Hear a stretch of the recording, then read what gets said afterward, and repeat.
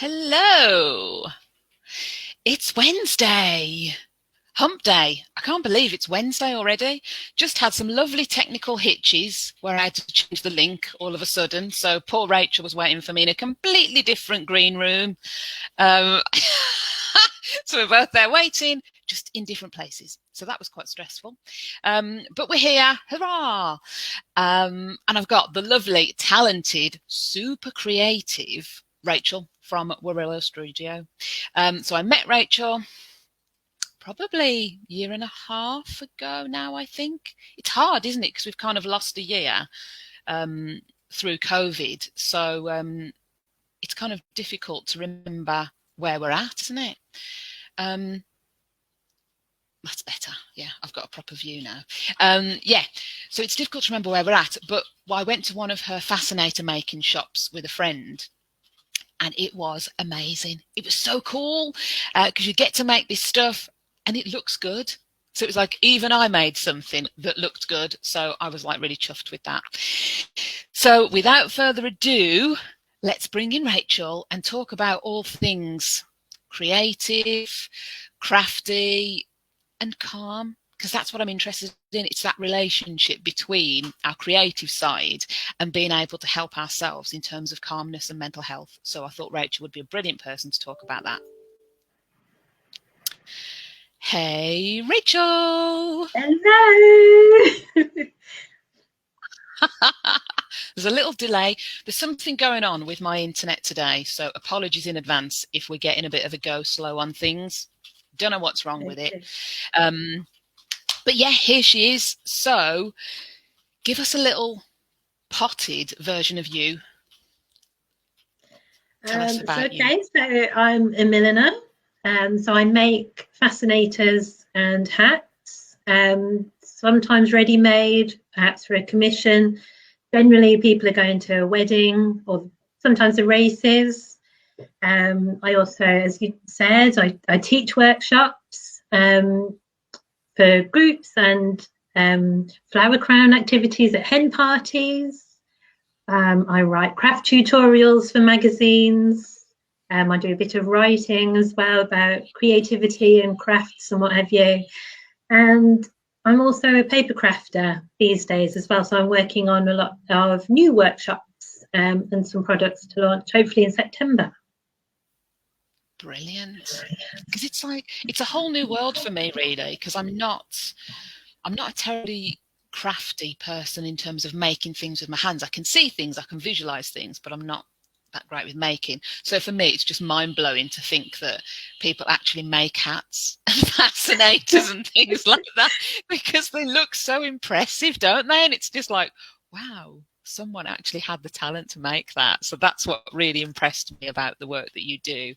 And obviously just the aesthetic appeal of it, because it's so colourful, it's so bright, it's so cheery, and it makes you feel good, doesn't it, to wear something like that, and the fact that they're all unique as well. So that really appeals to me. And up till recently, everyone would be wearing hats all the time and they would trim them themselves. They might have a few different hats, but they'd be able to express themselves with their trimmings. And that's a little bit about what I want to bring back as well. People can express themselves that way. Yeah, I love that, because I'm all about colour, as you can see. That's sort of the way that I express myself. And I always said if I have to wear glasses, it won't be a bad thing for me, because it'll just be another thing that I can sort of customise and make my own and turn into something that, is then epitomises me and my personality. So yeah, I'm all for anything that you can make your own and be individual and make a bit of a statement. Love all of that. So tell us a bit about your journey. So I'm really interested in how creativity and sort of craft work, how that helps us in terms of our mental health. So what's your story on that? Gosh, how long have you got? I've always been crafty and creative.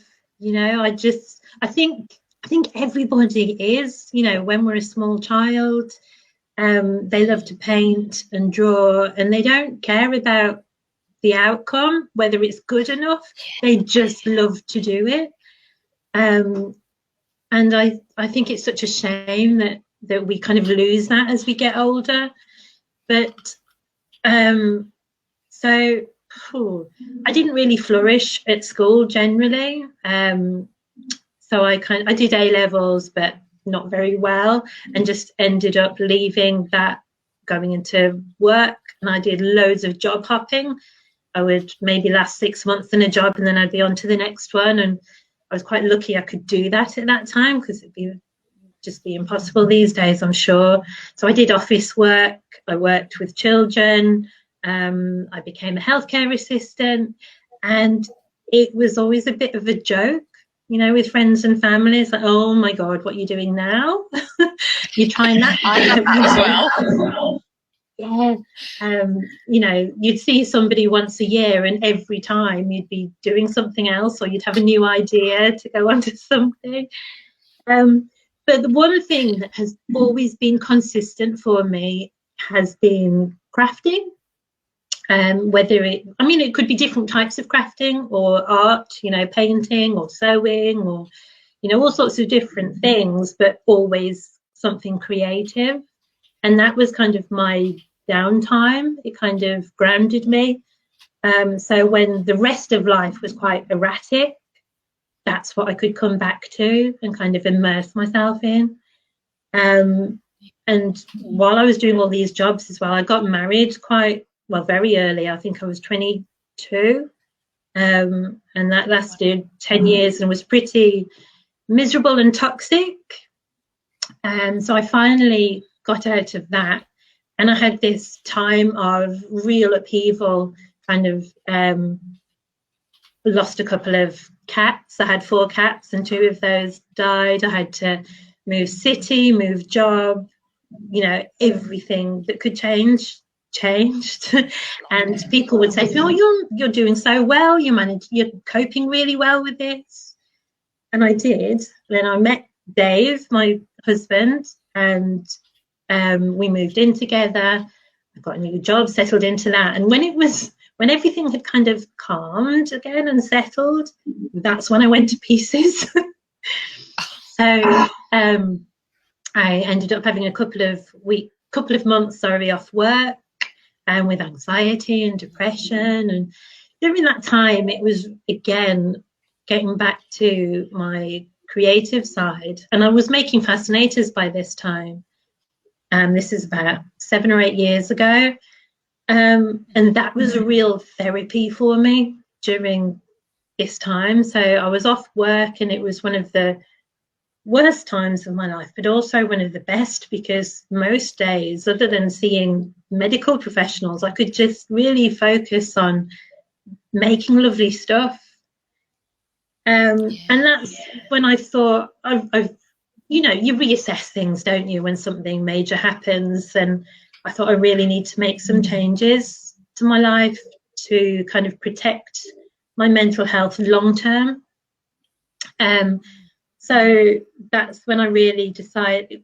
Making fascinators and the millinery side of things had been a hobby for about maybe 4 years up to that point. And this was when I decided to really kind of focus on it and build it into a business, and kind of build a business to suit me rather than try and fit my square peg into a round hole of a job somewhere.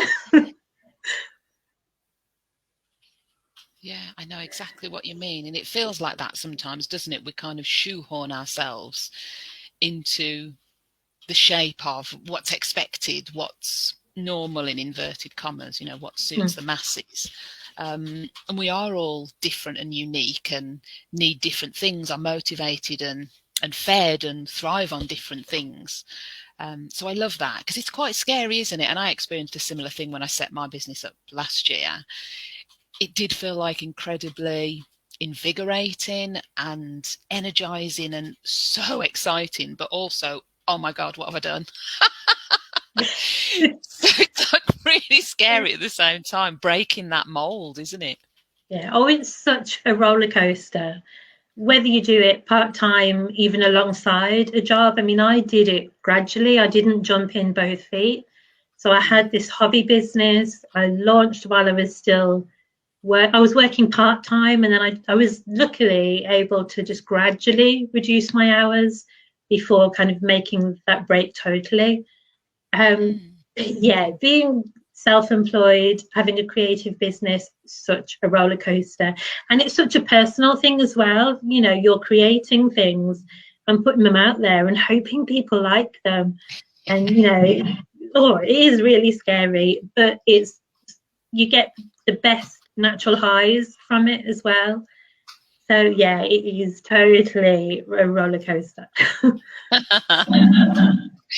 um, so tell us, what gives you sort of purpose and meaning? What helps you get out of bed each day? Well, from a selfish point of view, I just love doing what I do. I love the variety of it. I think in paid employment, because I wasn't qualified in anything, I was doing quite basic jobs. And once I learned the ropes, it was like, oh, what time's home time? You know, and I had this lovely, rich life outside of work. I just wanted to be doing that. Um, so, what gives me purpose? I love being creative. I love the kind of variety. I love to learn. So it's a huge learning curve having a business, isn't it? Um, so that kind of variety and freedom for me makes all the uncertainty, the financial uncertainty, the kind of, you know, how will this product launch go this time, or will anyone book on this workshop? It's all worth it for the kind of freedom and, you know, creative expression that you get from being self-employed. And now I've got this kind of, my mission's kind of changed over time. It was always about making beautiful hats for people so they feel good, and, you know, it really makes a difference to their day. But now it's more about the teaching side of things, getting other people to be creative themselves as well, and kind of spreading the word about the benefits of being creative, especially, you know, the more our lives become ever more digitalized, we need to counterbalance that with real world tactile experiences, and crafts for so many people can really, really help them. Yeah, absolutely. Tell us a bit more about that, because that's something I do a lot in my coaching with people as well. It's about getting sort of out of your head, because I think sometimes we're so caught up in the stress, the overwhelm, the thinking, we're not in the present, are we? We're either lingering in the past, lamenting on something, or we're over here in the future thinking about what may or may not happen that we can't predict and we have no control over, but it's another cause for stress. And I try and get people from that place of in your head into what I call that neutral space, which is where you're occupying your body and your presence. So, doing things that ground you, that bring you back to, a tactile sensation, or something you can hear, or something you can touch, something you can smell. So it's the same thing you're talking about, really, there, isn't it? So tell me a bit more about your take on how you achieve that through crafts. Okay, so I mean, the word mindfulness is a kind of keyword at the moment, isn't it? And it's bandied about all over the place. And generally, mindfulness is kind of linked to meditation, and that kind of emptying your mind and concentrating on your breathing. But if you're really kind of stressed out and wound up, to try and sit there, close your eyes, and empty your mind can be incredibly difficult. And I know it's something I struggle with, to not think. So it's doing something crafty or creative, whether you're drawing or making something, gives your mind that kind of focus. So it's like almost an active form of meditation, if you like.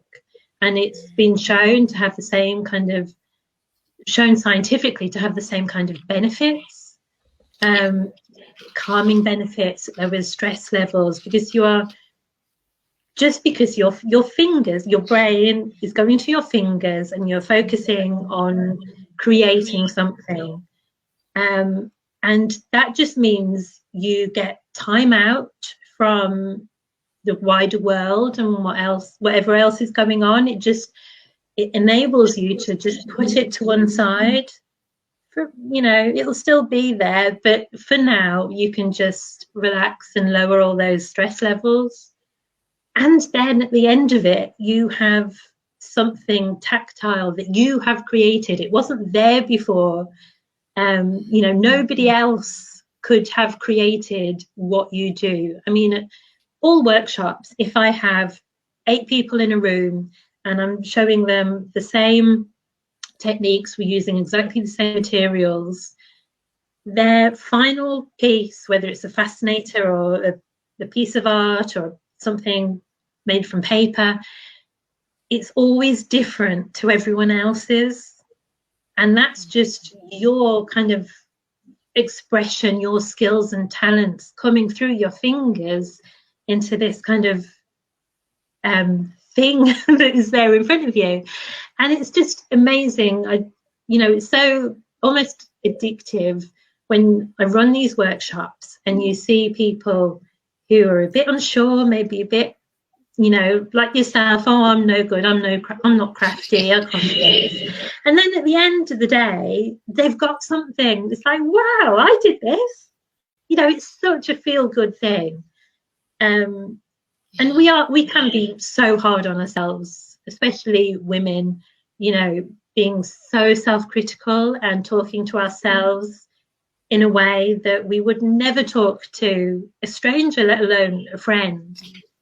So it's just kind of hopefully putting that to one side as well and giving yourself just time to be and just to enjoy being creative again, because it's so inherent in all of us. I firmly believe that.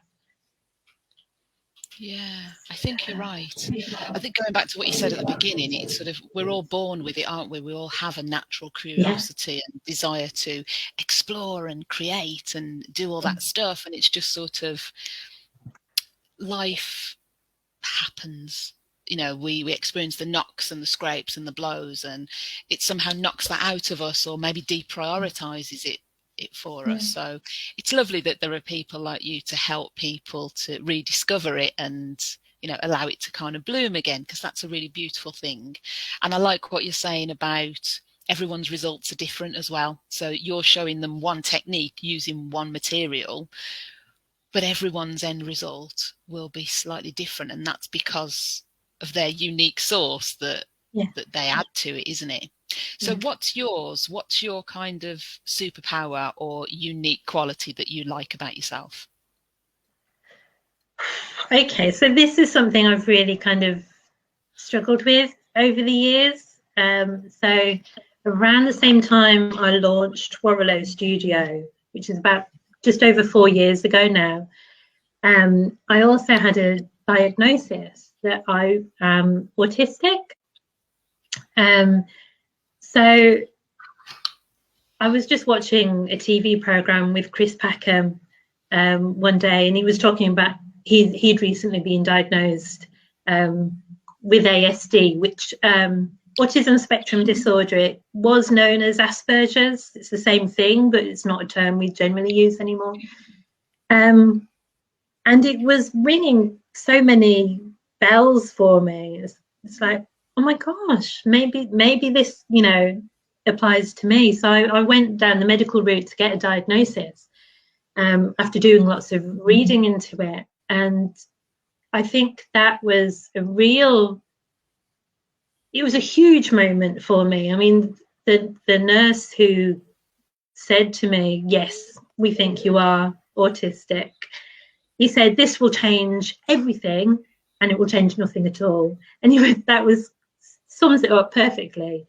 But all of a sudden, so much of my past and present made so much more sense to me. So for a long time, I'd always kind of felt that the odd one out. I would be on the outside of social circles. There were lots of things that I would find incredibly difficult that most other people seem to find really easy and straightforward. And then there were kind of sensory difficulties. So noise, I'm super sensitive to noises. So that kind of white noise, if Dave's watching sport on the telly and you have that noise of the crowd, and social anxiety often kind of comes hand in hand with autism. And all autistic people are different, of course, but it was all this to kind of get my head around. And because of all this, for a long time, lots of women and girls with autism have kind of been missed for many years, because we are much better than boys and men at what they call masking. So that's when we kind of pretend that everything's okay, and you can kind of imitate mannerisms and the ways that you see other women out there, in an effort to kind of fit in. But that means you don't really know yourself, because you're kind of trying to hide all what you perceive as your weirdness, the stuff that the reasons that you don't fit in and that people don't like about you. Oh, so I'm getting a bit heavy with this, but finding out that I was autistic also gave me permission to kind of be much gentler with myself. So I could, on the one hand, you can kind of blame your disability for not being able to do something, but on the other hand, it does give you strengths as well. So, for instance, lots of autistic people will have what they call special interests. So for me, I guess millinery is a special interest. So there is one area that you really want to know everything about, and you want to be concentrating on that all the time, and just, everything else becomes not important in the slightest. This is what you want to do. So if you can kind of harness that energy and enthusiasm, you can't help but kind of project that outwards, and kind of involve other people, and just want to be doing that all the time. So it's been a big journey and a learning curve.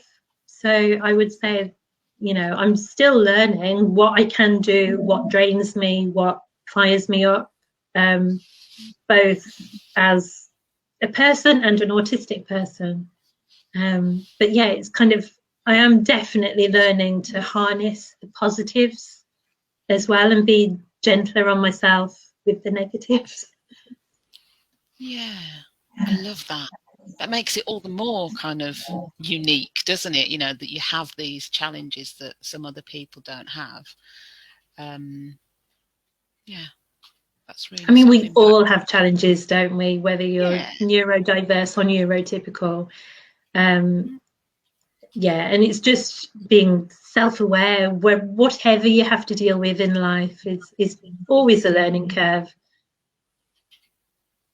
Yeah, I'm just noticing someone from the Facebook community has popped a comment in there that they're very mindful of masking in their home as well. So it's quite common now, isn't it? I think more so certainly when I was a child, you didn't really hear about autism at all, but no, it's much more, whether it's more common or it's just there are more diagnoses of it now.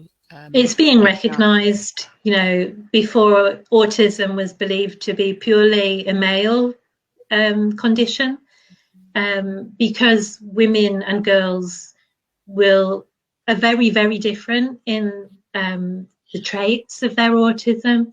And if anyone watching this wants to get in touch and talk about it, if they suspect they might be, or they're going through that kind of diagnosis period, I'm more than happy to talk about it. Yeah, that's great. Please do connect with Rachel, because she's totally awesome and a wonderful person. Um, and obviously she's got amazing workshops as well that she does. So on all levels, she's a great person to connect with, whether that be LinkedIn or on Facebook. And I'm sure she'll be happy to pop contact details into into the chat or the comments later when we're done. So I'm just checking on time. We're running over slightly, but it's such a fascinating conversation that I'm good with that. So what's been your biggest learning, do you think? Oh, okay. So I think it's to trust your own voice as much as others out there. You might not have all the answers yet, but nobody else does either. I think, especially in the early days of my business, I always thought that other people had the answers and I was looking for those answers. And, you know, you get, especially on social media, you get these people in the business world who will say, you know, I made £10,000 in 2 hours and you can do it too. Pay me and I'll share all my secrets. Yeah, some people might be looking out there, but a lot of it is down to experimentation and a big learning curve and just having to keep going. So yeah, it's definitely kind of learning to trust your own voice. And there's that expression, isn't there, that you do you best. And, you know, whether you're in business, self-employed, whatever it is you do, whatever sphere you're in, have faith that you have got what it takes, and, you know, trust yourself and not just others. And always take advice with a pinch of salt. So I'm telling you to kind of not take advice, and I'm giving you advice, but you know what I mean. Yes, I get what you mean. The paradox there, but no, my experience is the same. I mean, I've worked with a couple of different business coaches that I've learned some great stuff from, but if I replicated it exactly, it doesn't fit me. It doesn't feel quite right. But things that I've taken from everything that I've learned and just kind of put it into this melting pot that does feel more like me. So it is definitely about that tenacity and that deep-seated belief that all will be well, that, you know, if you go out there with good intention into the world, things will happen. You know, the right doors will open, the right opportunities will present themselves. You've just got to believe it and believe that you deserve that and you're worth that. And it all And sort of comes. everything's an experiment.